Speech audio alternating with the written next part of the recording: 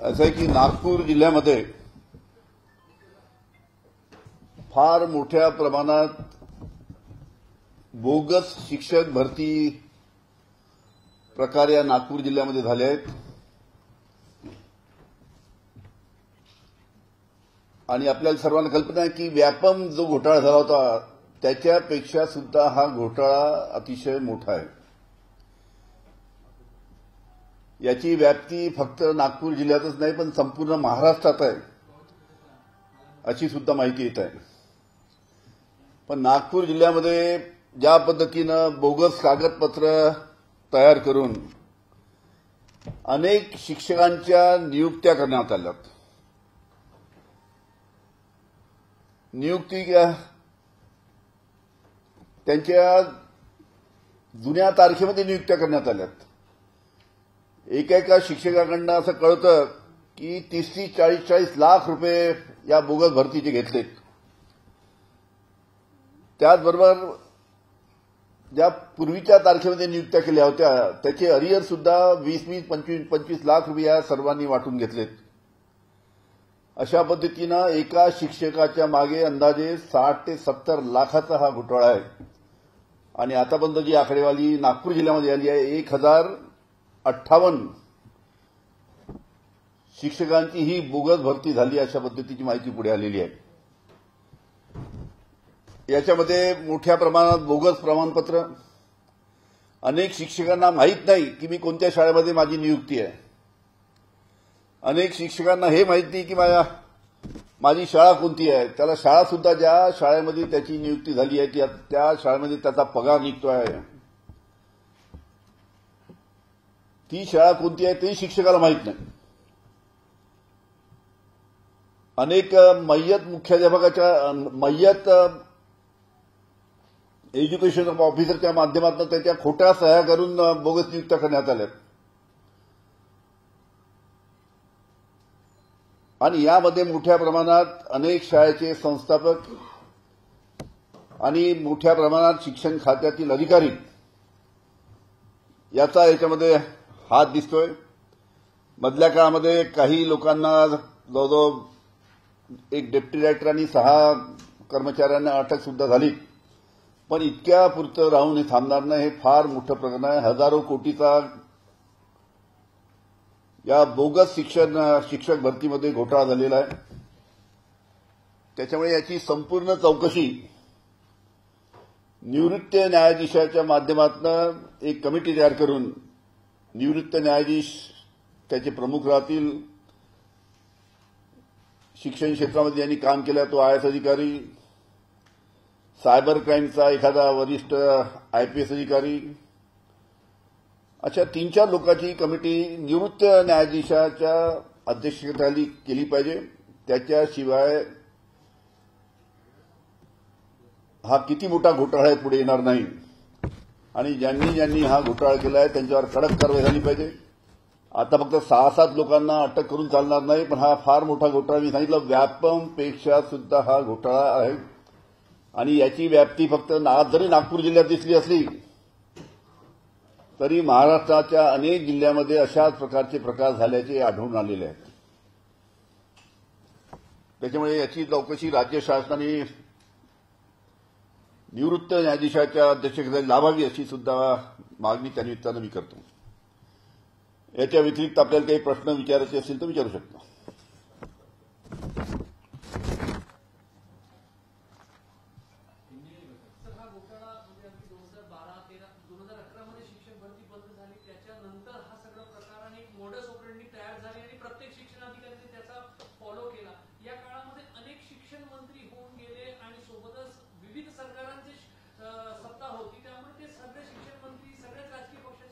असं आहे की हा घोटाळा जो आहे आता उघडकीस आला तो कोण होतं काय नाही, कोण शिक्षण अधिकारी होता त्याचा प्रश्न नाही। जो कोणी शिक्षण अधिकारी असेल हा घोटाळा झाला आता हा उघडकीस आलेला आहे।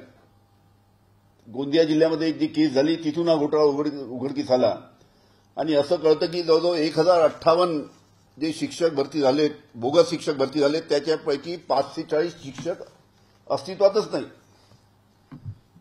त्याच्यामुळे जो कोणी शिक्षणाधिकारी असेल ज्यांनी अशा पद्धतीनं बोगस कागदपत्र जमा करून अशा बोगस शिक्षकांची भरती केली, अशा सर्व जे आहेत संस्थाचालक मधले सुद्धा अनेक त्याच्यामध्ये दलाल आहेत, ज्यांची बोगस भरती झाली ते सुद्धा नाव सांगतील की कोणाच्या माध्यमातून पैसे दिले. आणि याची जोपर्यंत निवृत्ती न्यायाधीशाच्या माध्यमातून चौकशी होत नाही तोपर्यंत हे संपूर्ण प्रकरण पुढे येणार नाही. फक्त 5-6 लोकांची डेप्युटी डायरेक्टर कोणी होते त्यांची अटक झाली, काही 6-7 अधिकाऱ्यांची अटक झाली अजून शिक्षण खात्याच्या, पण तिथपर्यंतच हे प्रकरण थांबणार नाही. याच्यापुढे सुद्धा अनेक संस्था चालक, अनेक अधिकारी आणि अनेक दलाल ज्यांनी अशा पद्धतीच्या शिक्षकांची भरती करण्यासाठी पैसे घेतले अशा सर्वांचे नावं त्या निमित्तानं पुढे येतील. अनेक सत्ताधारी आमदारांनी देखील या सगळ्या प्रकरणात एसआयटी लावावी अशी मागणी सरकारकडे केली. सरकार त्याची दखल घेत नाहीये. तुम्हाला वाटतं न्यायालयात या सगळ्या बाबतीत जाऊन असं आहे, आम्ही मागणी करतोय आणि सरकारने इतकं मोठं गंभीर प्रकरण असताना, इतका मोठा आर्थिक घोटाळा असताना त्याची लवकरात लवकर चौकशी लावावी. सातत्याने अनेक शिक्षक आमदारांनी त्याची मागणी केली आहे, पण सरकार याच्याकडे का दुर्लक्ष करते आहे हे अजून कळलेलं नाही. त्याच्यामुळे लवकरात लवकर शासनाला आमची विनंती आहे, मुख्यमंत्री महोदय आपल्या नागपूरचे आहेत आणि हा नागपूर जिल्ह्यामध्ये हा प्रकार उघडकीस आला आहे. त्याच्यामुळे लवकरात लवकर मुख्यमंत्री महोदयांनी याची चौकशी लावावी अशी त्यांना विनंती आहे. या शिक्षण भरती घोटाळ्यामध्ये आणि बोगस शाळार्थ आयडी घोटाळ्यामध्ये काही शिक्षण संस्था अशा सुद्धा आहेत जे तुमच्या जुन्या सहकार्यांच्या आहेत, अशी त्यांची नावं येत आहेत, याची तुम्हाला माहिती आहे का? असं आहे, त्यामध्ये जो कोणी असेल, मी पहिले सांगितलं की याच्यामध्ये जो कोणी दोषी असेल, जो कोणी या बोगस शिक्षक घोटाळ्यामध्ये ज्याचा हात आहे त्या सर्वांवर कारवाई व्हावी.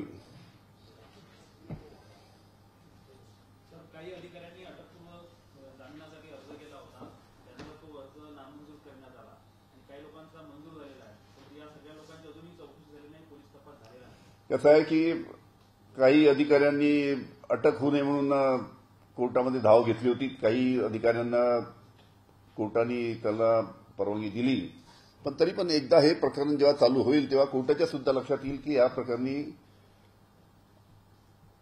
अटक करण्याचा कोणी बाधा आणू नये अशा पद्धतीचा निर्णय नक्कीच कोर्ट घेईल. पण जोपर्यंत सत्यता समोर येणार नाही, याची व्याप्ती किती मोठी आहे हे समोर येणार नाही आणि हे चौकशी झाल्याशिवाय समोर येणार नाही. महाराष्ट्र से मुख्य न्यायाधीश बने हैं, इसके पहले जुडिशरी के ऊपर वाइस प्रेसिडेंट सभी ने बहुत उनके राइट्स के ऊपर वो किया है, क्रिटिसाइज किया, तो आपका क्या एक्सपेक्टेशन है मुख्य न्यायाधीश बनने में? आज शायद मुख्य न्यायाधीश आज गवई साहब आज शपथ ले रहे हैं, बड़ी खुशी की बात है. आपको सभी को बताया कि अमरावती, नागपुर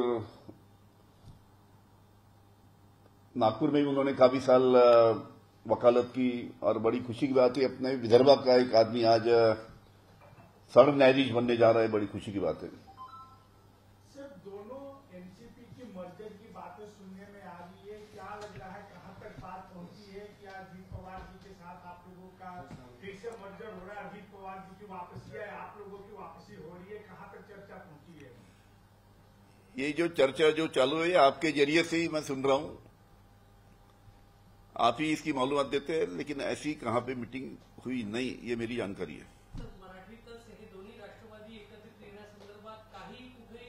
शक्यता आहे का? पडद्यामागून पडद्यासमोरून काही चर्चा सुरू आहेत का? काय माहिती आहे? दोन्ही राष्ट्रवादी एकत्र येणार या बाबतीत जी चर्चा फक्त माध्यमामध्ये चालू आहे आणि या माध्यमातून आम्हाला या गोष्टी कळतात. माझ्या माहितीनुसार कुठेही अशा प्रकारची सध्या चर्चा चालू नाही. काल अजित पवारांनी त्यांच्या पक्षाच्या बैठकीमध्ये असं सांगितलं, असं सूत्रांकडून माहिती समोर येत आहे की फक्त शरद पवार गटातील अनेक लोक अजित पवारांकडे जातील म्हणून शरद पवार म्हणजे तुमच्याच पक्षात सोडली जात आहे की दोन्ही पक्ष एकत्रित येणार आहे, म्हणजे जाणारे लोक थांबतील? म्हणून मी सांगतोय की सध्या अशी कुठेही चर्चा नाही. आपल्याच माध्यमातून ही चर्चा आमच्या कानापर्यंत येत आहे. सर, महानगर पालिका बीएमसी और मुंबई महानगर पालिका का चुनाव होने जा रहा है, तो आप महाविकास आघाड़ी के साथ किस तरीके का गठबंधन होगा, कितनी सीटों की शेयरिंग की बात आप लोग करेंगे? ऐसा है कि अभी करीबन 3.5-4 साल के बाद महानगरपालिका, नगरपालिका, पंचायत समिति, जिला परिषद के चुनाव लग रहे हैं और लगेंगे, ऐसी उम्मीद है. सभी का कहना है कि जल्द से जल्द ये चुनाव होना चाहिए. 3.5-4 साल से महानगर पालिका में चुने हुए पदाधिकारी को सत्ता नहीं है, नगर पालिका नहीं, जिला परिषद नहीं है. और जब भी ये चुनाव लगेंगे तब हम हमारे जो मित्र पक्ष है, महाविकास आघाड़ी की जो मित्र पक्ष है, कांग्रेस, शिवसेना, उनसे हम बातचीत करेंगे. सर, यशवंतराव चव्हाण प्रतिष्ठानच्या गडचिरोली जिल्हाध्यक्षपदी धर्मराव बाबा आत्राम यांच्या अध्यक्षपदी निवड झालेली आहे. काय संकेत मानायचे या निवडीचे? असं आहे की यशवंतराव चव्हाण प्रतिष्ठानचं काम काही राजकारणाला धरून नसतं. राजकारणाला बाजूला ठेवून यशवंतराव चव्हाण प्रतिष्ठानाच्या माध्यमातून सामाजिक काम त्या निमित्तानं केलं जातं. त्याच्यामुळे याच्यामध्ये राजकीय काही हेतू कोणाचा काही आहे की धर्मराव बाबाला आत्रामला त्या निमित्तानं त्या गडचिरोली जिल्ह्यात अध्यक्ष केलं, याच्यामध्ये काही राजकारण नाही. सामाजिक काम त्या निमित्तानं यशवंतराव चव्हाण प्रतिष्ठानच्या माध्यमातून केलं जातं आणि त्यासाठी त्यांच्यावर ती जबाबदारी देण्यात आली आहे. सर, तुमचं काय मत आहे? दोन्ही राष्ट्रवादी एकत्रित व्हायला पाहिजे का? तुम्ही ज्येष्ठ नेते आहात, दोन्हीला राष्ट्रवादी एकत्रित आला तर त्यात फायदा असेल का?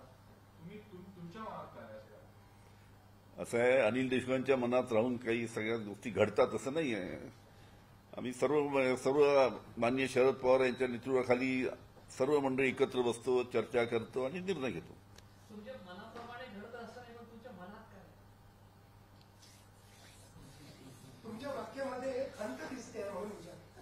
मनासारखं घडत नसलं तरी मनात काय आहे?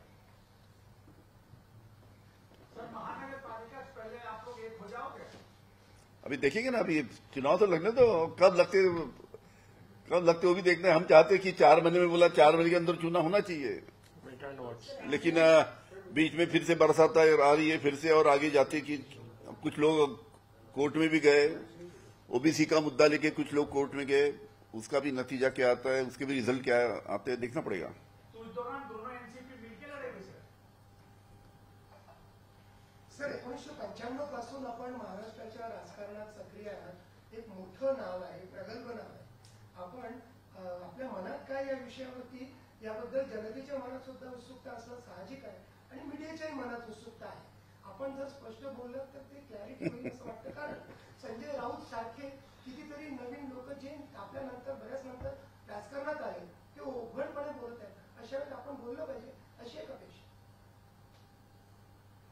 वरिष्ठ लोकांशी चर्चा करू आम्ही. काय तर चर्चा झाल्यानंतर मध्ये काही निष्पन्न येईल ते सांगता येईल तुम्हाला, पण तसं काही कुठेही चर्चा या बाबतीत आमच्या पक्षामध्ये नाही. तर तुमच्या मनात काय नेमकं ते तर सांगा. तुम्ही म्हटलं की माझ्या मनासारखं होतं तसं नाही, तर काय आहे मनात नेमकं? मन बोलल्याशिवाय ओळखू शकत नाही. सांगू, तुमच्या कानात सांगू. कॅमेरा हा शब्द काय नाही सर, सांगू का डास?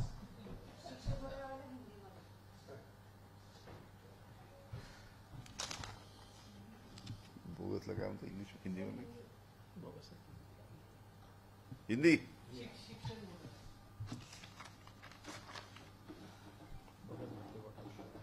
नागपुर जिले में बहुत बड़े पैमाने पे बोगस शिक्षण घोटाला हुआ है. आपको मालूम है कि व्यापक घोटाला जो हुआ था मध्य प्रदेश में, उससे भी बड़ा घोटाला ये बोगस शिक्षक घोटाला है. इसमें बहुत बड़े पैमाने पे संस्था चालक, बहुत बड़े पैमाने पे शिक्षण खाते के अधिकारी, कुछ दलाल लोग एक एक शिक्षक को भर्ती करने के लिए 30-40 लाख रुपए दिए गए. उसी प्रकार उनकी बैकडेट में उनका ज्वाइनिंग बताया गया, उसके अरियर्स वो भी करीबन 20-20, 25-25 लाख रुपए निकाले गए। ऐसा एक एक शिक्षक के जो भर्ती हुई उसमें करीबन 60 से 70 लाख का घोटाला हुआ एक एक शिक्षक के ऊपर, ऐसी जानकारी सब सामने आ रही है। अभी तक 1058 शिक्षक भर्ती यहां पे हुई है, उसमें ये करोड़ों का घोटाला नागपुर जिले में हुआ है। कुछ कुछ शिक्षक तो ऐसे उनको खुद को मालूम नहीं कि मेरी ये स्कूल में मेरी नौकरी वहां पे चल रही, मेरा पगार वहां पे निकल रहा है। कुछ कुछ शिक्षक जिनकी भर्ती हुई उनको अपने स्कूल उन्होंने कभी देखा नहीं। ऐसे भी काफी बड़े पैमाने पे जानकारी सामने आ रही है। इसमें बीच में कुछ डिप्टी डायरेक्टर और कुछ शिक्षण खाते के अधिकारियों को भी अरेस्ट किया गया, लेकिन ये मामला यहां तक ही रुकने वाला नहीं। करोड़ों रुपए का भ्रष्टाचार, बोगस पेपर तैयार करके नागपुर जिले में किया गया है और इसकी जांच रिटायर्ड हाईकोर्ट जज के जरिए होना चाहिए। एक कमेटी रिटायर्ड हाईकोर्ट जज के नीचे में, उसमें एक शिक्षण खाते में जिसने काम किया वो आईएएस अधिकारी, साइबर क्राइम का एक आईपीएस अधिकारी,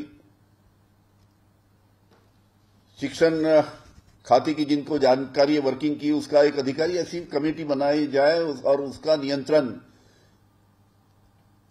निवृत्त रिटायर्ड हाईकोर्ट जज के अध्यक्षता में कमेटी बैठा के इसकी इंक्वायरी जब होगी तभी ये पूरी असलियत इस शिक्षक घोटाले के सामने आएंगी। अरे शिक्षक घोटाला सिर्फ नागपुर जिले तक सीमित नहीं है।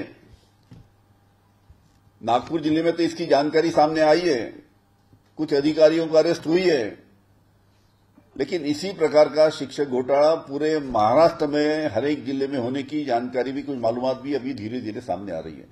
करके इसकी इंक्वायरी रिटायर्ड हाईकोर्ट जज के जरिए से होना चाहिए। देशाचं नेतृत्व सुप्रिया सुळेंनी आणि राज्याचं नेतृत्व अजित पवारांनी करावं अशी मागणी आता मोठ्या प्रमाणात कार्यकर्त्यांकडून केली जात आहे। काय म्हटलं? देशात राष्ट्रवादीचं नेतृत्व सुप्रिया सुळेंनी आणि राज्यात अजित पवारांनी करावं अशी कार्यकर्त्यांची मागणी आहे आणि या मागणीसाठी दोन्ही गटांनी सोबत यावं असं देखील म्हटलं जात आहे। सुप्रियाताई आहेच ना, कार्याध्यक्ष आहेच, आमच्या राष्ट्रीय कार्याध्यक्ष आहेत त्या,